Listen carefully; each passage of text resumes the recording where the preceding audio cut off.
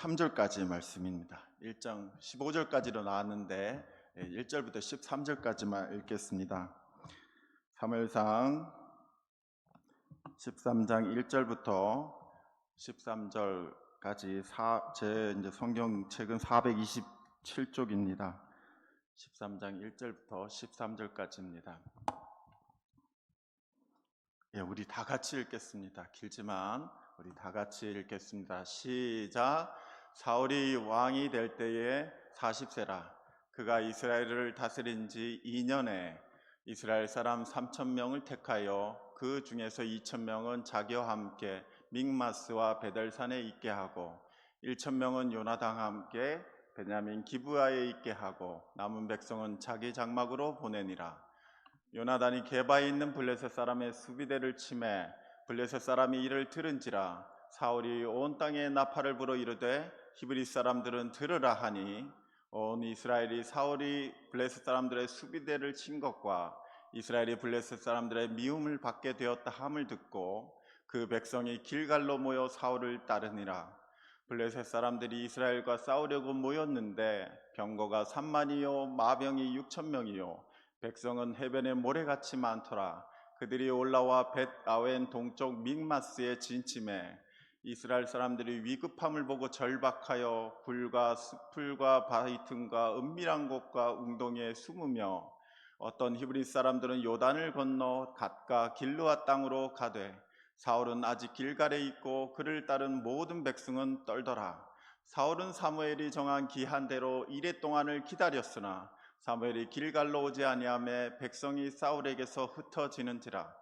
사울이 이르되 번제와 화목제물을 이리로 가져오라 하여 번제를 드렸더니 번제 드리기를 마치자 사무엘이 온지라. 사울이 나가 맞음에 문안하매 사무엘이 이르되 왕이 행하신 것이 무엇이냐 하니 사울이 이르되 백성은 내게서 흩어지고 당신은 정한 날 안에 오지 아니하고 블레셋 사람은 믹마스에 모였음을 내가 보았으므로 이에 내가 이르기를 블레셋 사람들이 나를 치러 길갈로 내려오겠거늘 내가 여호와께 은혜를 간구하지 못하였다 하고 부득이하여 번제를 드렸나이다 하니라.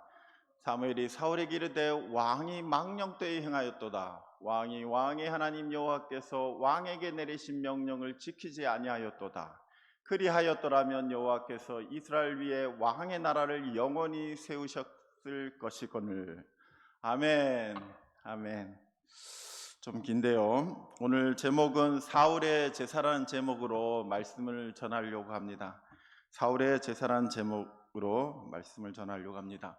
사울이 왕으로 지명될 때까지만 해도 사울의 모습은 참 겸손했습니다. 하나님이 그를 지명했을 때 기스의 아들 중에서 어쩔 줄 몰라 그는 진보다리 뒤에 숨었습니다. 즉 그는 하나님 앞에서 자신을 낮출 줄 아는 자였습니다.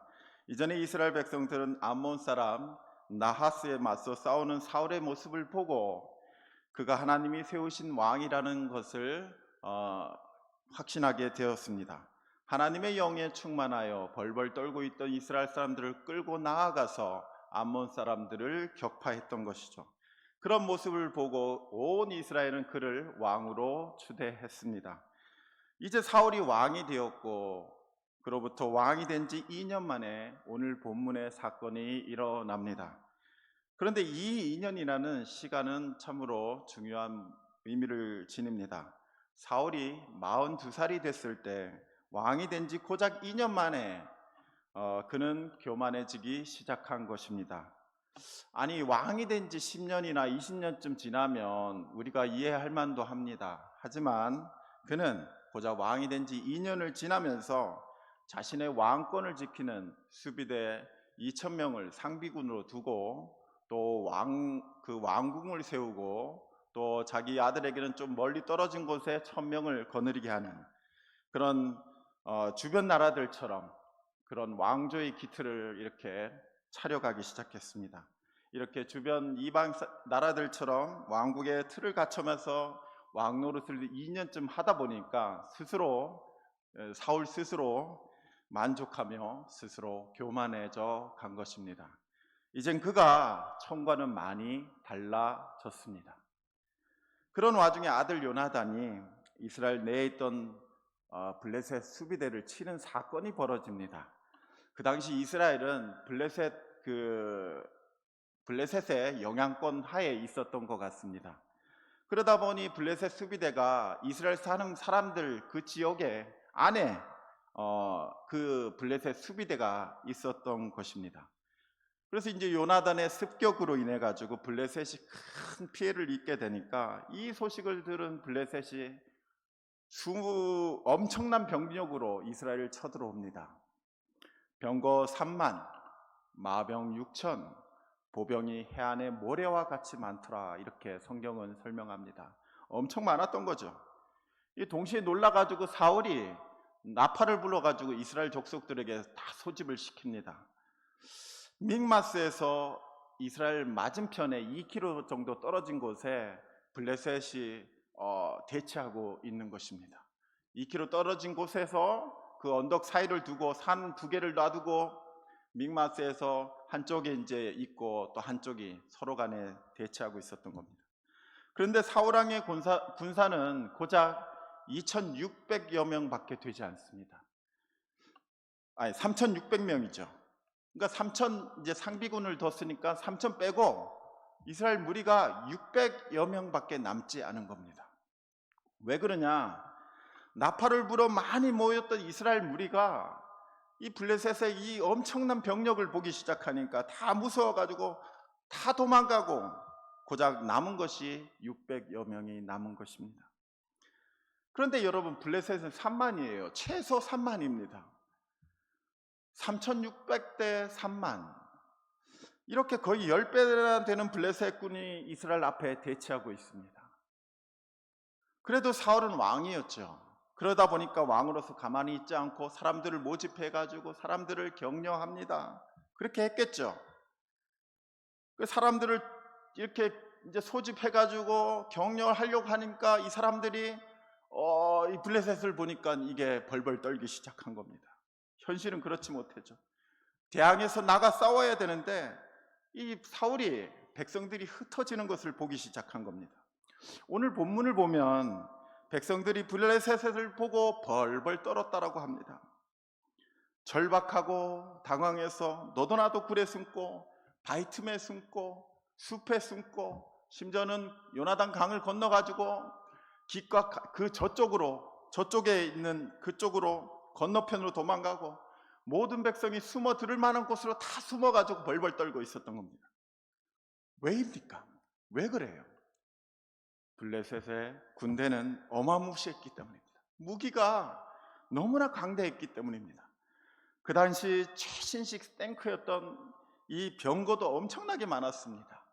여러분, 옛날에 유명한 영화 배너 보시면 병거 타고 막 왔다 갔다 돌지 않습니까? 이 병거가 탱크 같은 거예요. 그러니까 이게 너무 많은 겁니다. 이 탱크가 너무 많고, 근데 저들은 철기로 무장한 군인들이었고 이스라엘은 고작 농기구가 그들 무기의 대부분이었습니다. 결국 이스라엘은 블레셋에게 다 학살될 거라고 지레 이제 포기하고 두려워하게 됐습니다. 그래서 복수에 불타는 블레셋에게서 살아남으려 이리저리 막 숨어들었던 겁니다. 다 숨어서 벌벌 떨고 있었죠. 바로 이것이 오늘 본문의 배경입니다. 오늘 사건이 일어난 배경입니다. 그런데 여기서 우리는 생각해 봐야 된다는 거죠. 이렇게 백성들이 두려워 떨 때 사울도 떨었다는 겁니다. 사울왕도 겁이 난 겁니다. 이건 여러분, 과거 나하스와의 그 싸웠던 때의 사울과는 전혀 다른 양상입니다.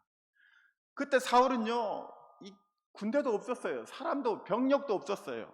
그런데도 그 어마무시한 그 암몬 군대를 향해서 막 이렇게 하나님의 이름을 외치면서 나갔겠죠. 나가가지고 결국은 그 어마어마한 군대를 쳐부쉈습니다. 그런데 이번엔 백성을 모이게 해서 나와 싸웠던 암몬 때하고는 전혀 다른 상황이 된 것입니다. 두려워진 것이고 사울왕이 이미 급격히 약해진 것입니다. 그는 왜 이렇게까지 되었을까? 왜 이렇게까지 약해졌을까? 여러분, 바로 사울이 교만해졌기 때문입니다. 교만해져서 영적으로 오히려 약해졌기 때문입니다. 즉 하나님을 의지하지 않고 하나님의 영이 사라져서 자기 자신을 믿으니까 앞에 닥치는 사건이 점점 더 이제 두려워지게 된 것입니다. 하나님을 믿었을 때는 분명히 용감하게 나서 싸웠는데 자기 자신을 보기 시작하니까 두려워 떨기 시작한 겁니다. 오히려 왕으로서 육적으로 강해졌을지 모르나 영적으로 약해진 것입니다. 다시 말해서 사울이 자신을 의지하니 오히려 약해진 것입니다. 여러분, 사울왕 아들 요나단은 그런데 아버지 사울왕과는 전혀 다른 모습을 보여줍니다. 요나단이 오늘 본문 이 다음 장에 보면 14장 6절이 있습니다. 14장 6절에 보면 우리 다 같이 한번 읽어보겠습니다. 시작. 요나단이 자기의 무기를 든 소년에게 이르되 우리가 이 할례 받지 않는 자들에게로 건너가자. 여호와께서 우리를 위하여 일하실까 하노라.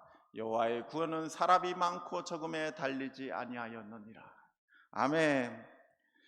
여러분, 요나단의 믿음이 오늘 아버지 사울왕의 믿음과는 전혀 다릅니다. 사울왕 밑에 여러분 믿음의 자식이 나왔어요.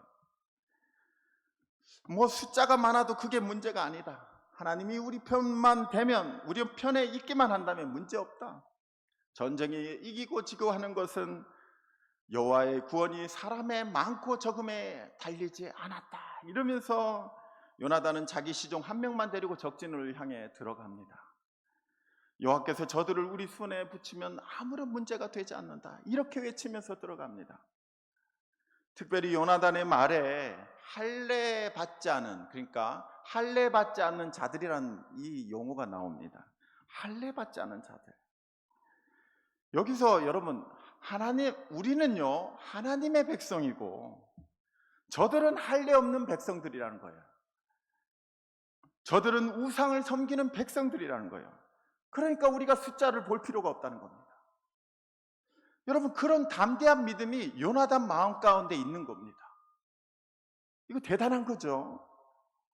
이 믿음은 사실 모든 그리스도인에게 대단히 중요한 것입니다. 그렇죠. 이 믿음이 너무나 중요합니다. 여러분, 우리 주위에는 죄로 인해서 하나님의 심판이 머리 위에 내려와 있는 사람들이 참 많습니다.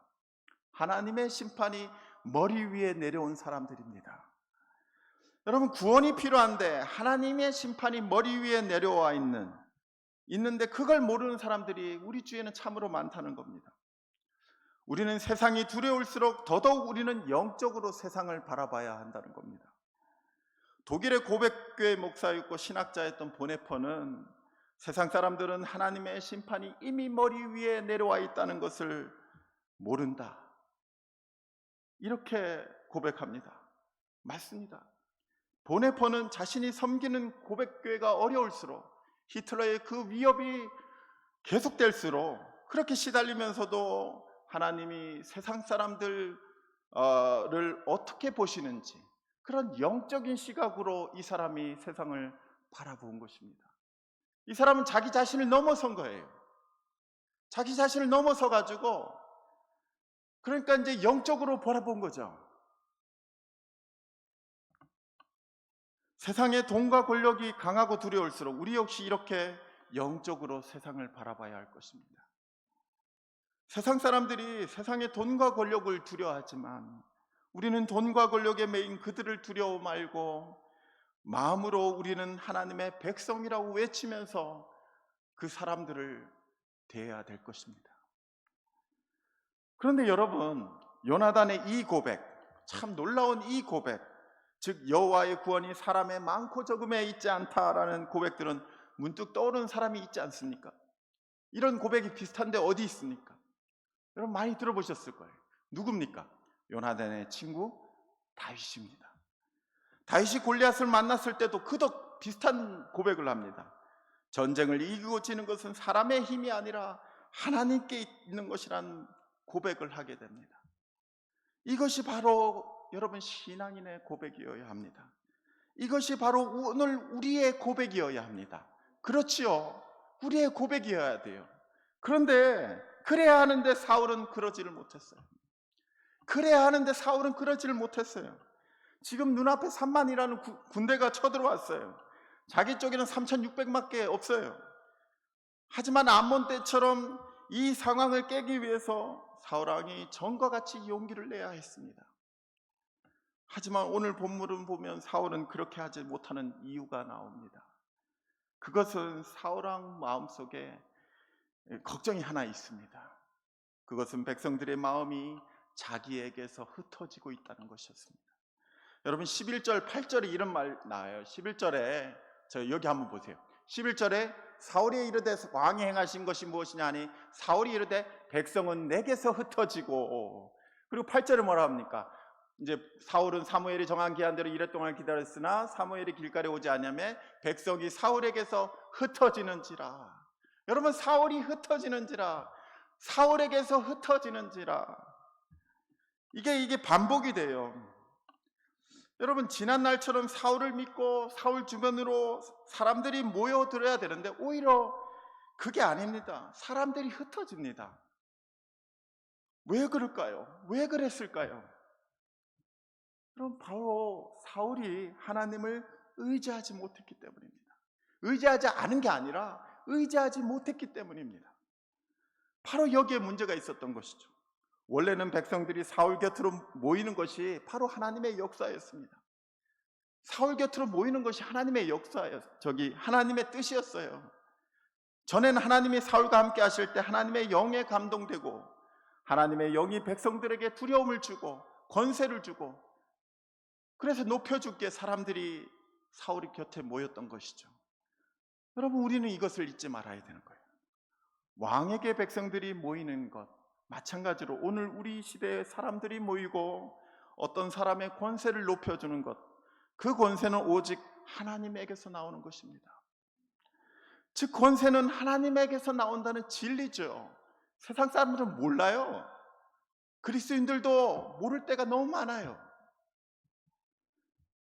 백성들의 마음이 모이지 않으면 왕으로서 자기의 힘이 없어지는 것이 두려웠던 것이죠. 즉 사울이 걱정한 것은 하나님이 아니라 하나님과의 관계가 아니라 왕으로서의 자기 권세에 대한 걱정뿐이었습니다. 자기의 권세 걱정을 하면 할수록 오히려 사람들은 사울에게서 흩어지기 시작했습니다. 자기의 권세 걱정을 하면 할수록 더더욱 사람들은 흩어집니다. 사람들에게 모여라 모여라 외쳤지만 오히려 백성들은 흩어지고 있었던 것이죠. 그러니 사울의 마음도 불안해지기 시작하는 거죠. 이에 사울은 사무엘 선지자를 부릅니다. 사울이 사무엘 선지자를 부른 것은 잘한 결정이죠. 선지자를 불러서 백성도 위로하고 자기도 위로받고 그리고 힘을 받기 위해서 사무엘을 부릅니다. 선지자를 불러가지고 이제 그렇게 하려고 했는데, 근데 여러분 불렀는데 사무엘이 안 옵니다. 선지자가 일주일을 기다리라고 했는데 그래서 일주일을 기다렸죠. 약속한 날이 됐어요. 안 와요.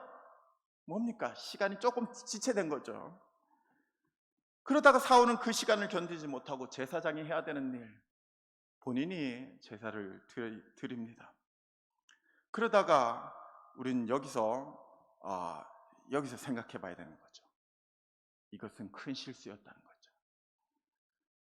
이걸 나중에 사울을 만난 사무엘이 이렇게 평가합니다. 왕이 망령 때에 행하였도다. 왕이 망령 때에 행하였도다. 엄하게 질책받은 것이죠.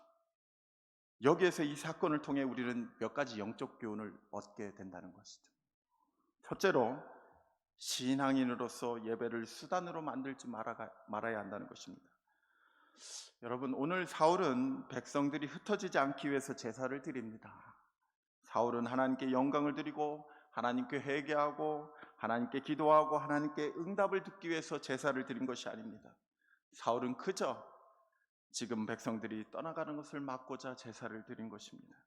자기도 이렇게 함으로 제사를 드릴 수 있다, 이렇게 함으로 인해 가지고 하나님과 내가 참 교통하는 사위다, 이걸 보여줌으로 인해 가지고 백성들이 흩어지는 것을 막고자 한 것이죠.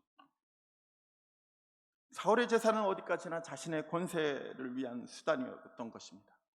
이것은 예배를 믿음이 아니라 자신의 목적을 위한 수단으로 변질시킨 것이죠. 바로 여러분 이 마음이 망령된 마음인 겁니다. 여러분 디모데전서 6장 에서 경건을 자기의 유익으로 삼는 자에게 화가 있다라는 6장 전체적으로 이렇게 말씀이 있습니다. 다시 말해서 경건은 생활 수단이 되어야지 자기 자랑을 위한 도구가 되면 안 된다, 이런 말씀이 있습니다. 오늘 사울은 예수님 시대에 시장에서 손들고 기도하던 그 바리새인들이 자신의 경건을 자랑하기 위해서 손을 들고 기도를 했습니다. 예수님이 뭐라고 그럽니까? 회칠한 무덤이라면서 혼내시죠. 오늘 사울은 제사 드릴 때 하나님 생각하고 드린 것이 아닙니다. 백성들의 흩어짐을 막기 위해서 수단으로서 드린 것이죠. 이것이 큰 잘못이었다는 겁니다. 여러분, 몇 주 전에 선거가 끝났죠. 선거가 끝났는데 선거철이 다가오면 정치인들은 큰 교회로, 큰 성당으로, 큰 사찰로 인사를 드리러 갑니다. 선거 아니면 나타나지 않을 사람들이, 정치인들이 많지요. 평상시에 정치인들이 교회를 나왔으면 그래도 진실하구나 이렇게 생각할 텐데 그렇지가 않죠. 눈에 뻔히 보이지요. 근데 여러분, 이게 우리가 웃고 넘길 사안이 아니죠. 이거 하나님이 기뻐하지 않으신다는 겁니다. 솔직히 심각한 겁니다. 하나님이 기뻐하지 않는다는 사실입니다. 오늘 사울이 드린 제사와 같기 때문입니다. 우리의 상황과 여건이 어렵다 해도 신앙인으로서 예배를 수단으로 전락시키는 그런 우리 성도님들은 되지 마시길 바랍니다. 오히려 예배를 하나님의 뜻을 묻는 시간으로 하나님께 감사함으로 나가는 우리 성도님들 다 되시기를 축원합니다. 둘째, 하나님의 영이 항상 내 안에 충만한지 돌아봐야 됩니다. 여러분, 세상에서 우위를 차지하는 사람은요, 잘 나가는 사람들은 하나님을 믿지 않습니다.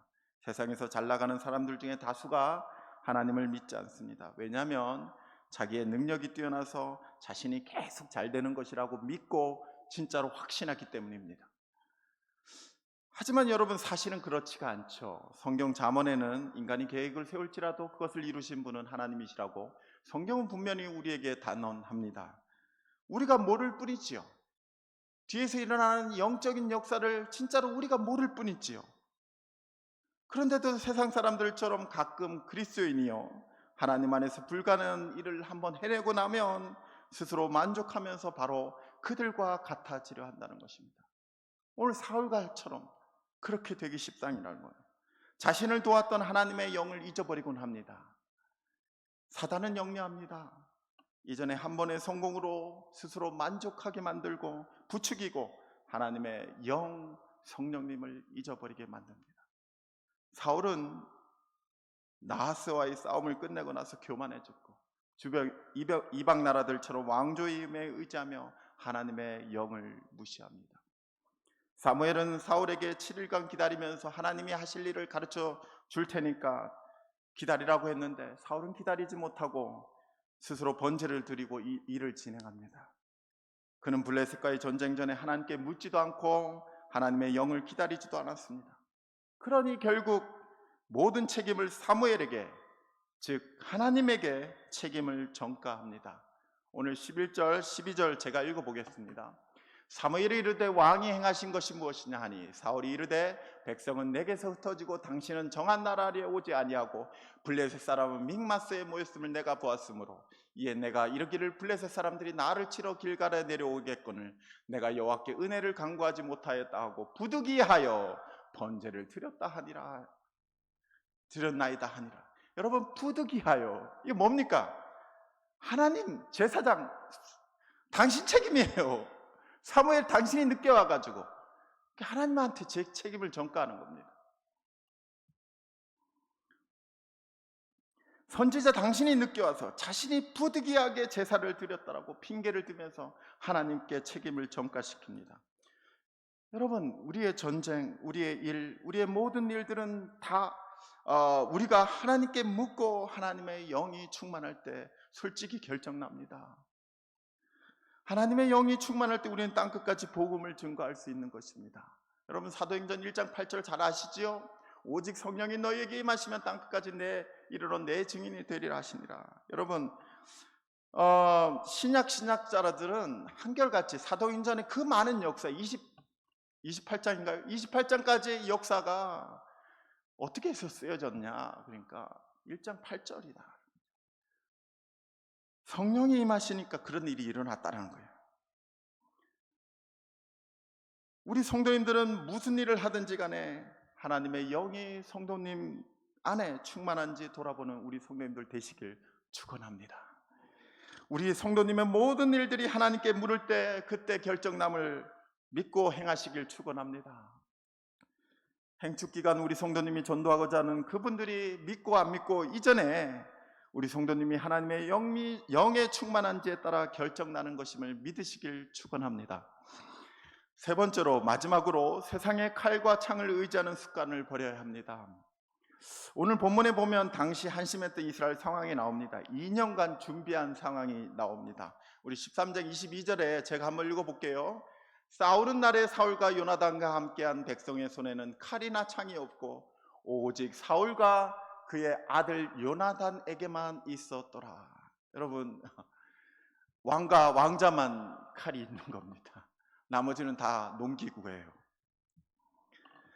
사울은 블레셋과 싸우기 위해서 전쟁을 준비했어요. 하지만 그 당시 블레셋은 이스라엘의 철로 무기를 만드는 것이 두려워가지고 이스라엘 가운데 있는 철기공, 그리고 철공들을 다 붙잡아 갔어요.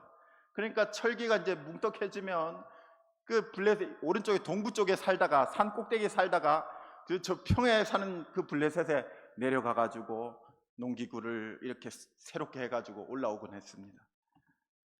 이스라엘의 농기구를 날카롭게 갈 때만 그렇게 내려갔다는 거예요.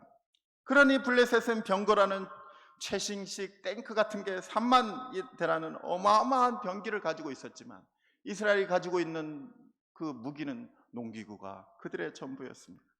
이게 2년간 준비한 사울 왕조의 현실적인 군 병력이었습니다. 이처럼 준비하려고 했지만 세상의 기준에서 보면 형편없습니다. 하지만 하나님의 역사는 하나님이 쓰시는 사람들의 그 칼과 창이 얼마나 강한지에 대해서 결정나는 것이 아님을 우리는 성경에서 수도 없이 봐왔습니다. 우리 성도님이 전도하고자 하시는 분들에게 최선을 다해서 정성을 쏟고 물질을 베풀어도 그 현실적인 헌신이 결과를 낳을 건지는 또 다른 문제입니다. 오늘 본문에서 계속해서 사울은 자기 백성들의 숫자에 집착합니다. 자신의 백성들이 흩어지는 게 걱정입니다. 결국 하나님이 이런 사울을 버리시고 누구를 고르십니까? 다윗을 고르십니다. 그렇게 선택받은 다윗은 전쟁터에서 이렇게 고백하죠. 너는 칼과 단창으로 내게 나오려니와 나는 만군의 여호와 이름 내가 모욕하는 이스라엘 군대의 하나님의 이름으로 내게 나아가노라. 이렇게 고백을 합니다. 여러분, 우리는 무엇을 가지고 세상에서 싸우고 있으십니까? 싸우고 있습니까? 하나님께 묻지도 않고 우리 지혜로 벌인 수많은 일들은 하나님께서 책임을 져줄 수가 없습니다. 우리는 깨달아야 됩니다. 전쟁은 우리의 삶은 우리의 과거 통계적 역사에 달려있지 않습니다. 과거 우리가 얼마나 하나님과 놀라운 일들을 행했는지, 과거 내가 얼마나 일들을 잘했는지, 내가 뭔가를 엄청나게 잘했는지, 그런 거에 의해서 달려있지 않습니다. 세상의 창과 칼에 만족하여 사울처럼 무너지지 말고 삶 가운데 하나님의 영을 구하는 우리 성도님들 다 되시기를 축원합니다. 결론을 맺겠습니다. 우리는 나이를 먹어갈수록 세상이 우리 뜻대로 되지 않는다는 것을 더 크게 점점 더 깨닫게 됩니다. 그죠? 특히 행축 같은 복음 증거의 역사는 더더욱 그래야 합니다. 뜻대로 잘 안 돼요. 너무 안 됩니다. 오늘 본문의 사울이 처한 국가적 위기도 마찬가지입니다. 우리가 하나님을 바라보지 못하고 우리가 가진 것을 쳐다보기 시작할 때 문제가 생기기 시작한다는 겁니다. 사울처럼 예배를 우리의 목적을 위한 수단으로 변질시키는 실수를 우리도 가끔 종종 그런 실수를 저지르기도 합니다. 하지만 반대로 우리 안에 하나님의 영에 충만해질 때 우리가 살아가며 사는 모든 일들의 좋은 열매가 따라옵니다. 그것은 그리스도인에게 일의 순서가 무엇인지가 중요한지를 말해주는 것이죠. 먼저 우리가 하나님께 묻고 기다릴 때 열매가 있습니다. 사도행전에 수많은 사도들의 복음 전도 역사가 계속해서 이루어졌던 것은 그들이 성령이 충만해지도록 기다렸기 때문입니다. 우리 성도님도 하나님의 영에 충만해지면 한 주간 닥치는 모든 일들과 삶의 사도행전의 역사가 쓰여질 줄로 믿습니다. 주중에 삶 가운데 놀라운 승리의 역사가 있게 될 줄로 믿습니다. 사울처럼 자신을 의지해서 세상의 돈과 권력을 두려워하지 말고 하나님께 묻고 하나님의 영에 충만해져서 하나님을 의지하며 삶의 모든 일을 행하는 성도님들 다 되시기를 축원합니다. 그렇게 행하여 작정한 그 태신자가 모두 교회에 나오는 역사가, 반석계에 모두 정착하는 역사가 우리 교회 가운데 일어나기를 축원합니다.